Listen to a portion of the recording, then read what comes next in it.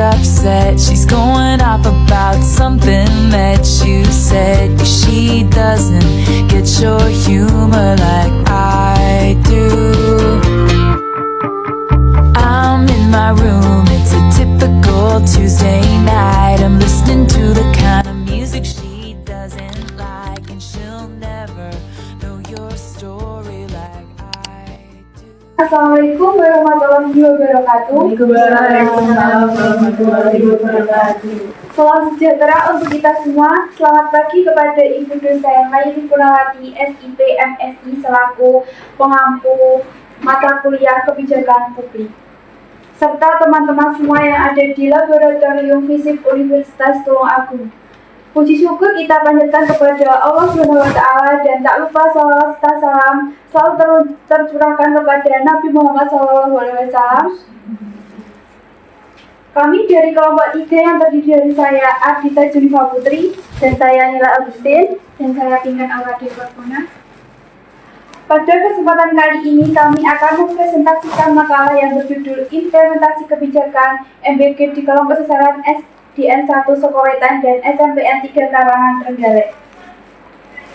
Baik teman-teman, sebelum masuk ke pembahasan utama, terlebih dahulu saya akan menyampaikan latar belakang dan penelitian ini supaya kita bisa lebih memahami alasan dan tujuan dilaksanakannya penelitian mengenai implementasi kebijakan MBG. Latar belakang, gizi yang cukup sangat memengaruhi kemampuan belajar siswa. Kekurangan gizi menyebabkan penurunan konsentrasi, daya tahan tubuh, dan memotivasi belajar. Program makan bergizi gratis atau MBG hadir sebagai kebijakan pemerintah untuk memenuhi kebutuhan gizi siswa melalui penyediaan makanan sehat di sekolah. Berdasarkan Perpres nomor 83 tahun 2024 tentang Badan Gizi Nasional, penelitian dilakukan di SDN 1 Sokowetan dan SMPN 3 Karangan. Untuk rumusan masalahnya, bagaimana pelaksanaan kebijakan penyaluran MBG di SDN 1 Sokowetan dan SMPN 3 Karangan? Dan yang kedua, apa faktor yang mendukung dan menghambat pelaksanaan kebijakan penyaluran MBG di sekolah tersebut? Kerangka teori kebijakan Maris Grindel 1980 keberhasilan implementasi dipengaruhi oleh dua variabel utama. 1. Isi kebijakan mencakup kepentingan yang terpengaruhi, jenis manfaat, derajat perubahan, kedudukan pembuatan kebijakan, pelaksanaan program, dan sumber daya yang dikerahkan.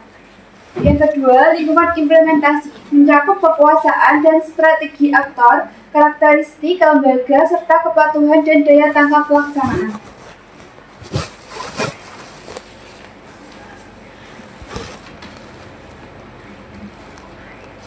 Baik teman-teman, setelah kita memahami latar belakang, rumusan masalah, kajian teori, sekarang kita akan masuk ke pembahasan materi inti yang akan disampaikan oleh presentator pertama. Kepada Nila Agustin, dipersilakan.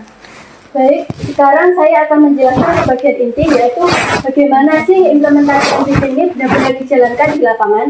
Jadi pelaksanaan program MBG ini bisa serta-merta dilakukan begitu saja. Jadi ada tahapnya, mulai dari penerimaan mulai dari pendataan siswa, penerimaan makanan dari pihak penyedia, hingga pembagian makanan ke setiap kelas.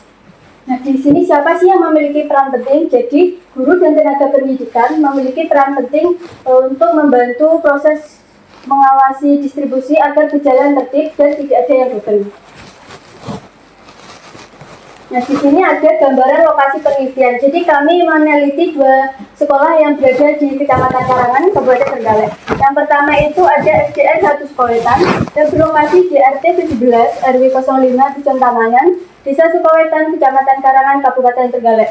Nah, meskipun ini sekolah ada di desa, tapi suasananya itu bikin fokus belajar gitu. Yang untuk kedua itu ada SMPN 3 Karangan yang berlokasi di RT 13 RW 06 Desa Sokowetan, Kecamatan Karangan, Kabupaten Trenggalek.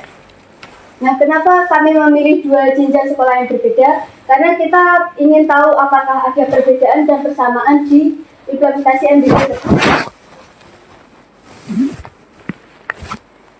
Nah, sekarang kita bahas isi kebijakan menggunakan teori dari Merrill S. Grindle ya.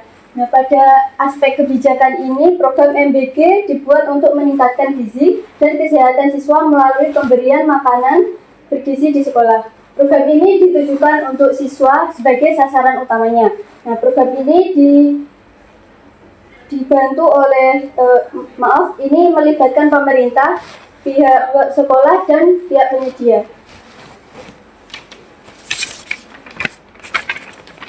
Yang kedua ada konteks implementasi. Nah, selain isi kebijakan, Grindle juga menekankan pentingnya lingkungan atau konteks implementasi. Artinya, bagus tidaknya sebuah kebijakan juga sangat bergantung pada kondisi di lapangan. Pada aspek konteks implementasi ini, pelaksanaan program MBG melibatkan beberapa pihak yang saling bekerja sama. Pemerintah sebagai pembuat kebijakan, pihak penyedia makanan bertugas menyiapkan dan menyalurkan makanan, sedangkan sekolah hanya membantu mengawasi pelaksanaan program MBG saja.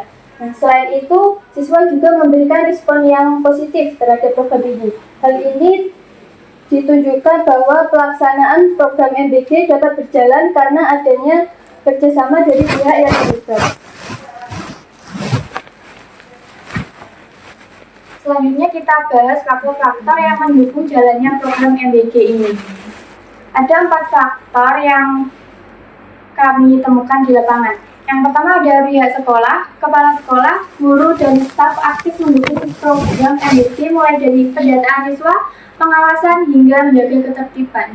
Yang kedua ada kerjasama antar pihak, koordinasi baik antara pemerintah, SPPG, dan pihak sekolah, membuat distribusi lebih teratur dan tepat sasaran. Yang ketiga ada antusiasme siswa. Siswa merasa terbantu dan lebih semangat belajar. Siswa juga lebih disiplin dan mandiri. Yang keempat ada tujuan program yang jelas. Karena tujuannya jelas meningkatkan gizi dan kesehatan siswa, sehingga semua pihak memahami peran masing-masing dalam mendukung program ini.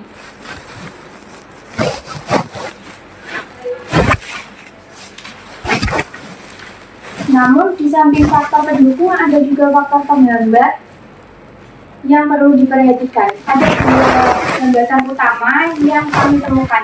Yang pertama ada distribusi makanan belum optimal. Ini mencakup keterlambatan pengiriman makanan, pembagian makanan yang cukup lama, kendala teknis distribusi, dan penyaluran yang belum tepat waktu. Dan yang kedua ada pengawasan yang belum maksimal. Hal ini terjadi karena guru merangkap tugas pengawasan, sehingga pengawasan belum terfokus, pemantauan program terbatas, dan koordinasi pengawasan yang belum optimal. Kesimpulannya adalah pelaksanaan program MBG atau makan bergizi gratis di SDN 1 Sukawetan dan SMPN 3 Karangan bisa dibilang berjalan cukup baik. Dari 6 indikator isi kebijakan Grindle yang ada dalam kebijakan, ada 5 indikator menunjukkan hasil yang positif, yaitu kepentingan yang terpengaruh, manfaat yang dihasilkan, tingkat perubahan, posisi pembuat kebijakan, dan pelaksanaan program. Namun, satu indikator yang masih kurang optimal adalah sumber daya yang digunakan. Selain itu, dalam aspek konteks pelaksanaan, ada 2 indikator yang berfungsi dengan baik, yaitu kekuasaan kepentingan dan strategi para aktor serta kepatuhan dan responsif. Sementara itu, satu indikator yang masih belum optimal adalah karakteristik lembaga dan institusi. Namun, secara umum, program MBG telah memberikan keuntungan bagi siswa dalam memenuhi kebutuhan gizi, meningkatkan semangat belajar siswa, mandirian terbentuk, dan kebiasaan hidup sehat mulai tumbuh.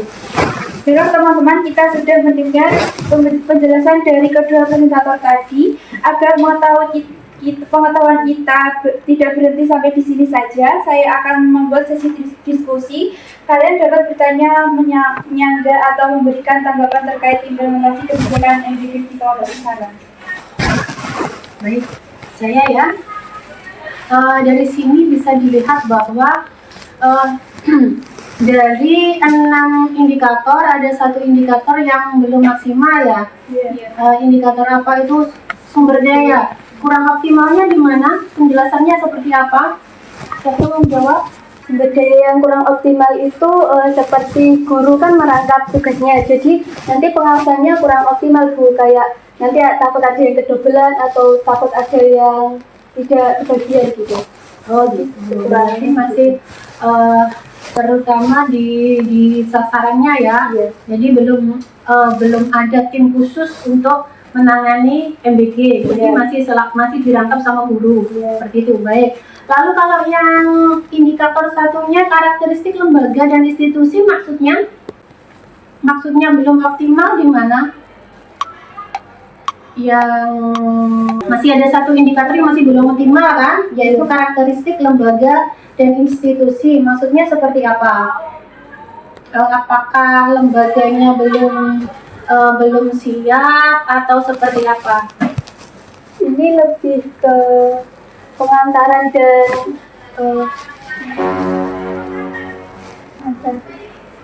Biskernya dia aja nggak tahu biskernya gimana di pengantarannya, gimana ininya? ya, keterlambatan ini. Yang mana? Yang keterlambatan pengiriman dan distribusi. Oh, berarti maksudnya adalah karena di pihak MBG-nya, di pihak SPPG-nya ya, maksudnya di karakteristik pelaksananya itu sehingga mungkin belum tertata baik atau ada masalah apa sehingga sering kadang ada keterlambatan makanan gitu ya, kadang ada kendala dalam pengantaran. Itu biasanya contohnya apa kendalanya? Biasanya kendaraannya mogok. Oh, Terus ada keterlambatan dalam masaknya itu terlambat sedikit gitu. sehingga penyampaiannya ke sekolah menjadi terlambat. Oh, jadi seperti itu. Baik. Udah, silahkan ditutup. Terima kasih atas perhatiannya teman-teman semua dan mohon maaf apabila terjadi kesalahan baik dalam perkataan maupun perbuatan. Akhirul kalam, wassalamualaikum warahmatullahi wabarakatuh. Waalaikumsalam warahmatullahi wabarakatuh. Nah guys, itu tadi video mulai kami dari wawancara hingga presentasi. Kalau ada kesalahan, kami mohon maaf ya.